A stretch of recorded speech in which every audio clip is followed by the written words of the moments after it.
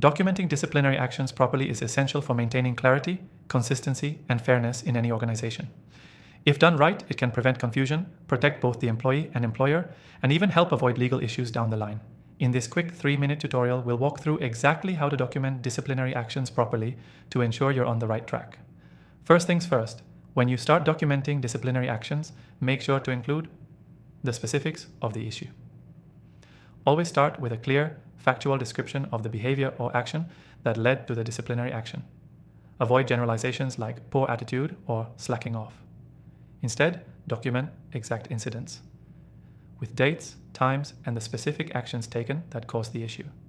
The more precise you are, the easier it will be for both parties to understand the reason for the discipline. Next, include the employee's response. It's important to document how the employee reacted to the situation. Did they acknowledge the issue? Did they give an explanation or try to justify their behavior? Even if the response is not ideal, record it in detail. This shows that you gave them the opportunity to explain themselves, and it reflects the whole conversation, not just one side. After documenting the issue and the employee's response, you need to clearly outline the consequences. Specify the exact disciplinary action that will be taken and why. Whether it's a verbal warning, written warning, suspension, or even termination, be sure that the action is proportional to the severity of the behavior. You also need to state any future expectations, including what the employee needs to do to avoid further disciplinary actions. Now let's talk about dates and signatures. Always make sure to note when the disciplinary action was issued and have both the employee and manager sign the document. This confirms that the employee was made aware of the issue and the consequences. If the employee refuses to sign, document that as well. This shows that the conversation took place and can help protect your company if any issues arise later. Another important step is keeping everything confidential.